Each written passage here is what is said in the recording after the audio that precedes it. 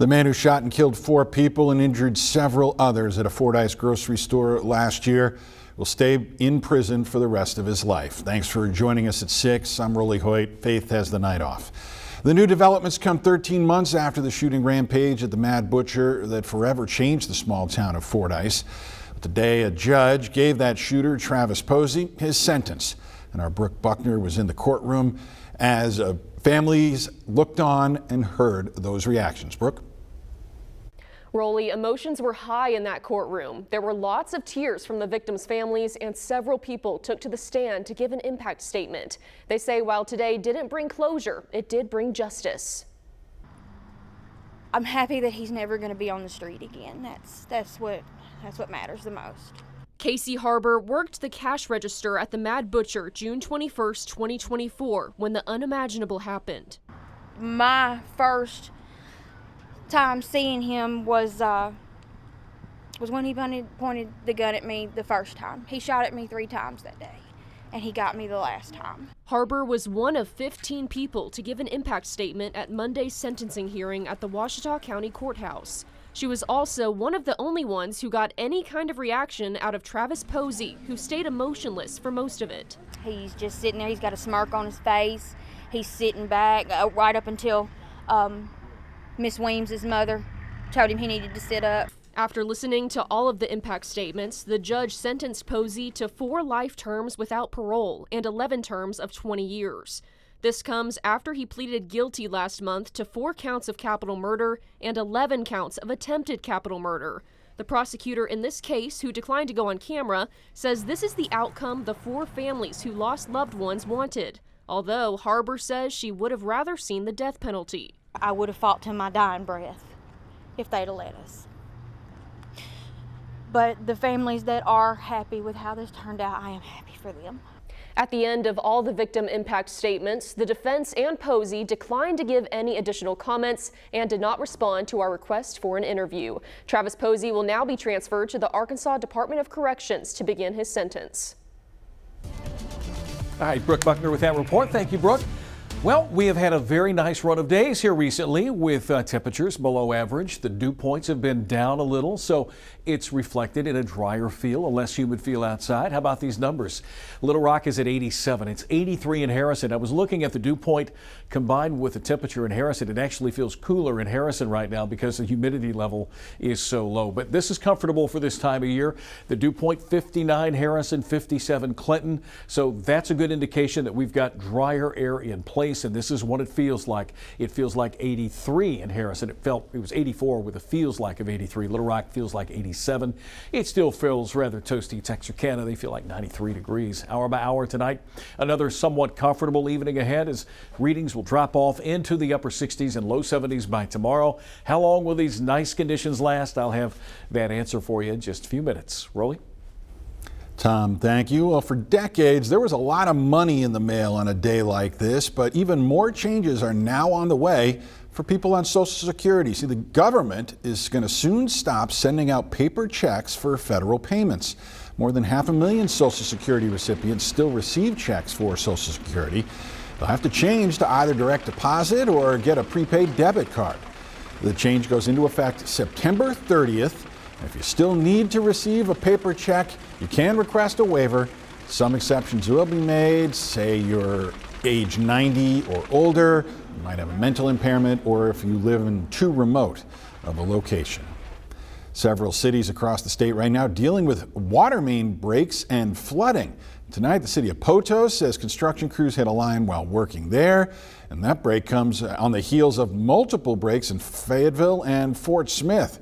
Here's some of the aftermath of that one in Fort Smith. It happened early yesterday morning. An estimated 1 million gallons of drinking water lost into that ditch. City leaders say a 24-inch concrete cylinder pipe ruptured because of aging infrastructure and weather fluctuations, things that cause the ground to expand and contract. It puts extra pressure on the pipe. Well, crews are now working to excavate the 60-year-old piece of concrete and replace it with ductile iron. That's a material the utility says can last up to 100 years. We should be done with construction today. That is our hope. But then we have to pressurize the line and we have to sanitize the line. That takes 2 to 3 days because we have to send samples off to Little Rock for testing. Once we have that it passes, we will then begin to fill the loose tank, and once we get to a satisfactory level, we'll change all the valving and pumping back to the way it was so that we can supply water without any issues. Right now, that area is under a conservation order, and they don't have an exact timeline for when all of that technical stuff will be back to normal. Well, this weekend, hundreds of Arkansas families out there buying their book bags to start the school year. Perfect way to carry school supplies, right? But improperly worn backpacks stuffed to the brim can lead to discomfort and soreness for some students. Mandy Gaither has tips on how to prevent backpack pain. First, there are binders, notebooks, paper, pencils, and all the things students stuff into their backpacks. It can make the school day feel a little heavy. Backpacks, as long as they're used properly, they should never cause any sort of pain or discomfort. Dr. Caroline Weingart with Nationwide Children's Hospital says when backpacks aren't properly used, it can lead to neck, shoulder, or back pain. The first way to prevent it is by choosing the right backpack. She says it should have 2 wide padded shoulder straps and a padded back. A waist or chest strap can also help with heavy loads. Next, pack it properly. The heaviest items should be in the backpack, packed closest to the back, and then the more lighter items towards the outside of the back. That helps the weight to be distributed in a way that it's easiest for the child to carry. Weingart says the backpack should never be heavier than 15% of the child's body weight. So, for example, a 100-pound child shouldn't be carrying a bag that weighs more than 15 pounds. And finally, focus on how your child is carrying their backpack. Make sure that they're using both straps and not just one. For Health Minute, I'm Mandy Gaither.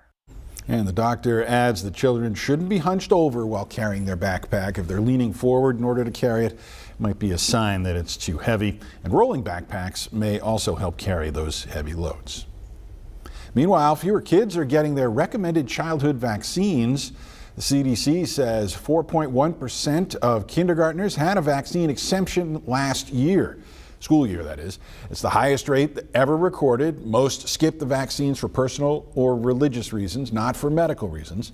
This all comes as the U.S. is seeing the most measles cases in more than 30 years, and public health officials say low vaccination rates are a big reason why.